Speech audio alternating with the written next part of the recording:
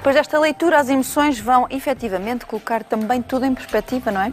Agarre sempre a sua luz. E no seguimento deste tipo de diagnóstico, existem de facto cirurgias que provocam também uma transformação em todo este processo, não é? Tempo agora de refletirmos sobre o impacto da mastectomia nas mulheres.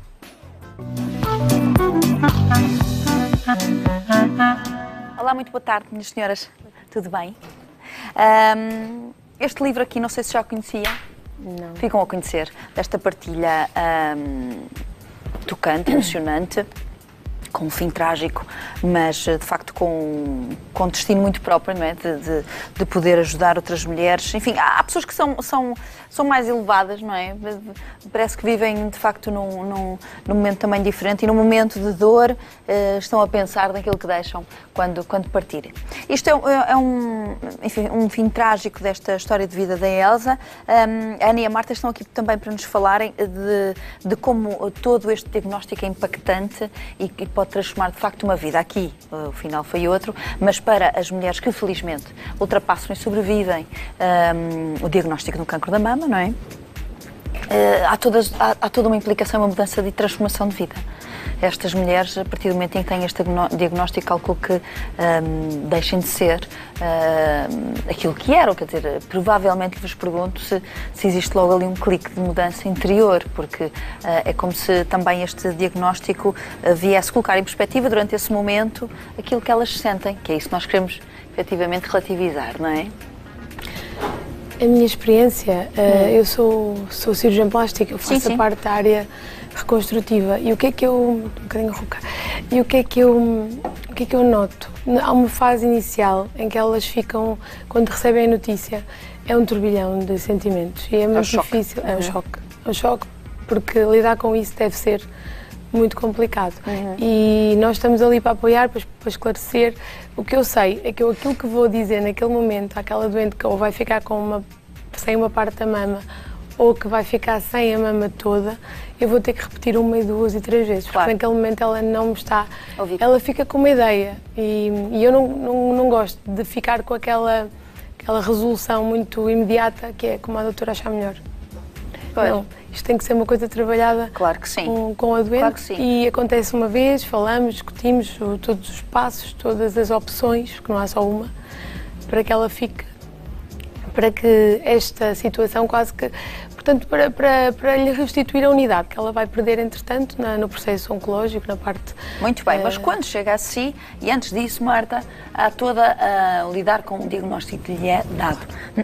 Falamos do impacto e um choque frontal com uma realidade que não era a que a mulher tinha no segundo anterior, não é? Foi apanhada totalmente desprevenida. E a partir daí tudo muda. É isso que eu quero, a partir daí, começar percebemos, antes de chegarmos ao impacto da mastectomia em si, o impacto que é o diagnóstico e lidar com isso, não é? Porque felizmente também temos depois cirurgias que reconstruem o que é o peito e efetivamente também o estigma do estereótipo da beleza feminina. Estas mulheres,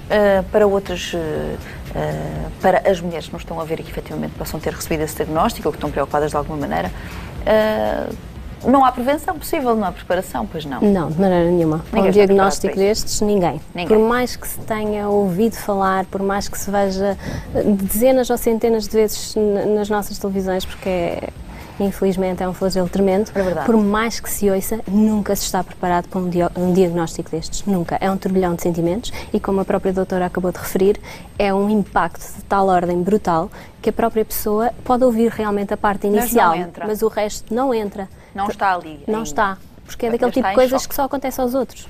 É daquele tipo de coisas que, por mais que uma pessoa diga, ok, eu estarei preparada um dia, não vai estar. Ninguém vai estar, porque no fundo e permita-me a expressão que vou usar, mas é uma mutilação de uma parte do nosso corpo. É a nossa feminilidade que é diretamente afetada. Não é? E isto, quanto mais jovem, também muito mais afetado vai ficar a nível psicológico, porque há uma imagem corporal que, parecendo que não, nós valorizamos muito mais. A pessoa fica afetada em qualquer idade, atenção, não é isto que eu estou... Mas há mulheres há maneiras diferentes. Há mulheres e há mulheres, quer dizer, todas as pessoas também têm a sua própria personalidade, a sua força interior e a forma como lidam com isso. só isso justifica, como é que também depois temos, por outro lado, mulheres que são, de facto, extremamente fortes, que também realizam estas intervenções, mas que encaram o diagnóstico ou o pós, enfim, felizmente ultrapassando e sobrevivendo de uma outra maneira, não é? É para as que não são que nós queremos dar esta força, não é?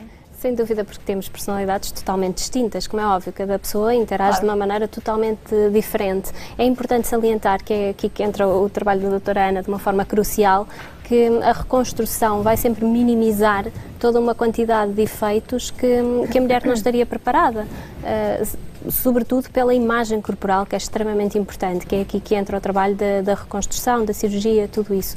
Na parte psicológica é preciso trabalhar todo um conjunto de áreas, seja ao nível da autoimagem, que é o primeiro impacto, que é a primeira que é afetada de uma forma tremenda, ao nível da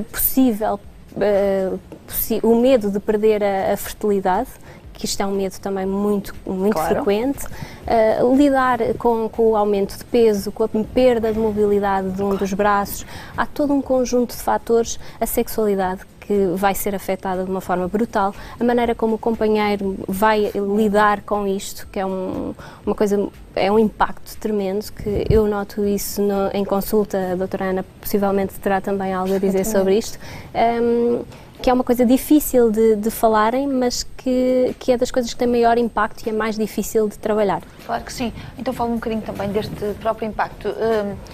Estávamos a falar realmente da reação que estas mulheres têm quando está a falar daquilo que vai acontecer e do que vai dizer. Também não há forma de saber dar uma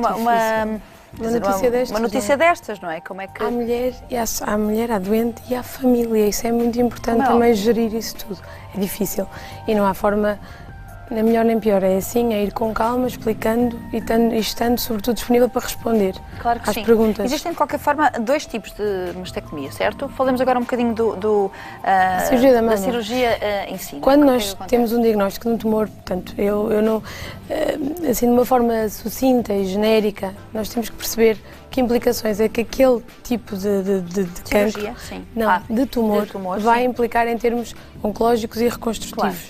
Oncológicos porquê? Porque nós temos aquela vertente cirúrgica em que se tira apenas uma parte da mama e a plástica vai remodelar a mama de forma que ela fique da melhor forma possível e conseguem-se fazer trabalhos excepcionais em que reduzindo uma e para que se fiquem simétricas, reduzindo uma que não tem doença e tirando aquela parte que tem e remodelando ficam iguais. E a senhora, quer dizer, passa pela cirurgia, mas não tem depois um trauma tão... Não, depois faz a radioterapia, faz esses tratamentos complementares e aquilo tudo parece que se desvanece. Depois é uma fase má. Depois temos a outra situação em que o tumor, por ser muito grande ou pelo tipo de tumor em si, pela relação que ele tem com o resto dos tecidos da mama, obriga a que a mama seja amputada. E aí, pronto, lá está, dois tipos. Ou é uma coisa, uma mastectomia, uma cirurgia que permite remover a mama, mas, por exemplo, pode-se preservar a areola, pode-se preservar o mamilo, é diferente. Quais são os casos mais comuns?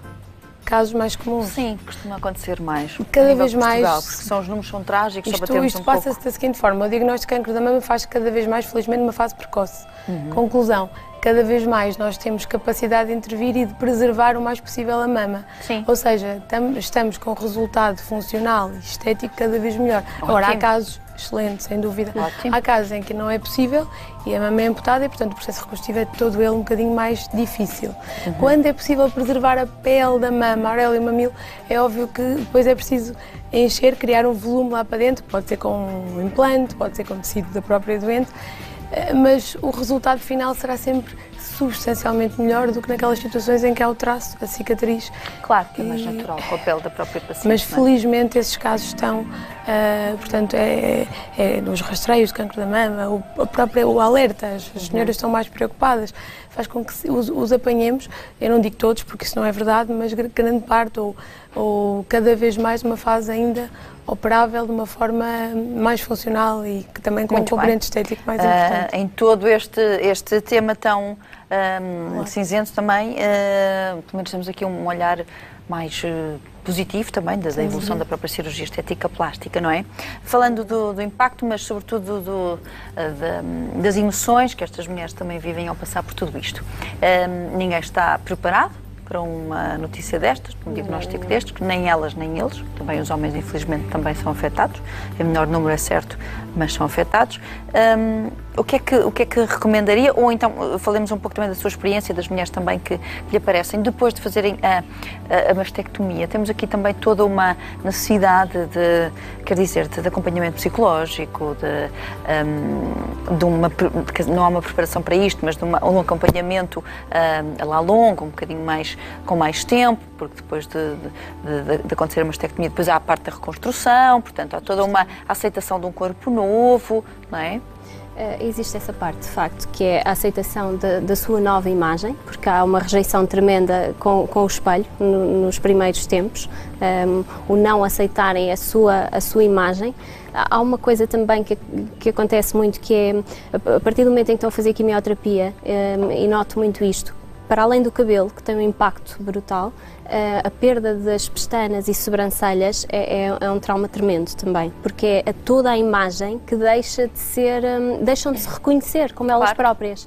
Porque não se identificam. Não se identificam, porque a sobrancelha e as pestanas é uma coisa que, parecendo que não, que dá-nos imensa expressão, é aquilo que nos identifica. Somos grande nós, parte não é? do rosto. É o que desenha o rosto. Justamente, é o que desenha o rosto, como disse. E ao perderem todos os cílios da pestana, as sobrancelhas, sentem-se perdidas, não conseguem reconhecer a sua imagem, e há todo um período de aceitação desta imagem que é extremamente delicado e é preciso trabalhar todo este processo. Há o processo também... Aliás, qualquer diagnóstico oncológico que envolva quimioterapia, não é? Sempre. Mulheres em homens, não é? Aqui estamos a falar de cancro da mama, mas em homens também, nos claro homens, quando acontece, de facto, também perdem o cabelo, também passam por um processo também dificílimo, não é?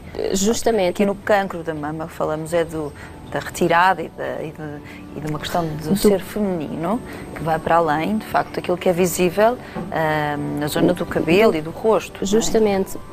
Eu só gostava de dizer uma coisa, mas cada vez mais, felizmente, nós estamos a avançar para uma situação em que a mulher tenha essa vertente oncológica, portanto cirúrgica, mutilante, mas ela sai, grande parte das vezes, do bloco operatório já com alguma coisa. Exato. Ou seja, cada vez mais ela já sai ou com expansor, ou com a tal remodelação feita.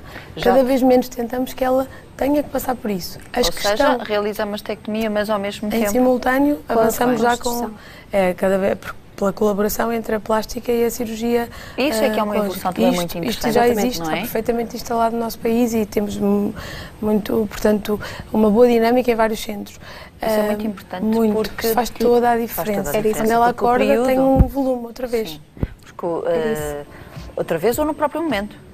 Outra vez, deita-se e tem o seu volume. Quando acorda, volta a ter. Não é o mesmo, mas o impacto não é tão forte. Outra vez, ela não volta a sentir, ela nunca perdeu.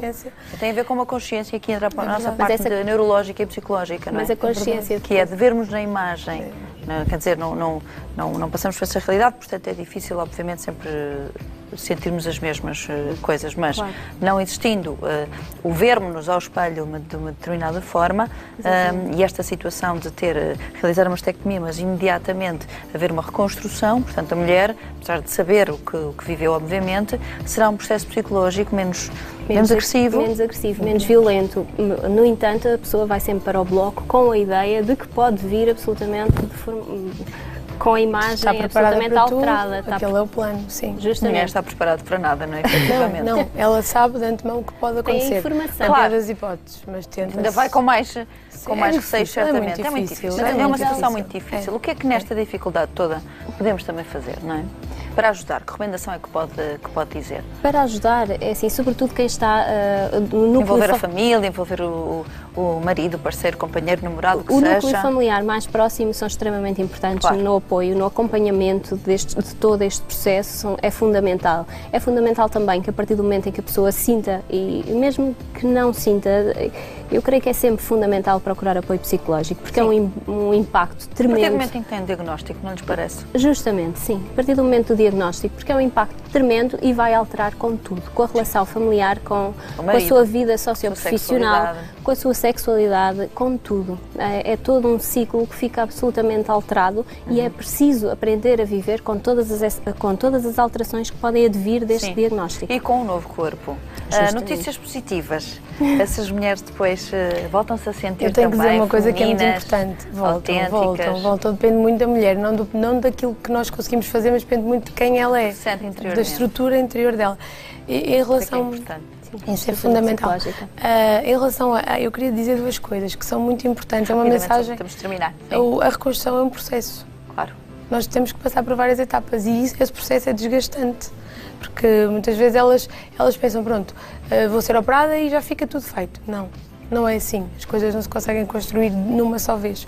E o processo de uma cirurgia agora, 2 a seguir e eventualmente a terceira, porque geralmente são 2, 3, é difícil, é doloroso, é penoso para a doente, é penoso para a família e muitas vezes elas no início não querem, a minha experiência, não querem acompanhamento psicológico nenhum, a gente tem que insistir porque não é um fardo para se carregar sozinho. Claro que sim. E elas ficam muito sozinhas durante este processo. Isso é muito difícil para ninguém merece também, nem devem sequer ter esse tipo de atitude. Portanto, nós aqui não faz sentido, vamos a tentar também levar alguma leveza já a este peso que naturalmente também estas senhoras sentem. Minhas senhoras, muito obrigada também por terem estado connosco. Um grande beijinho, tudo bom.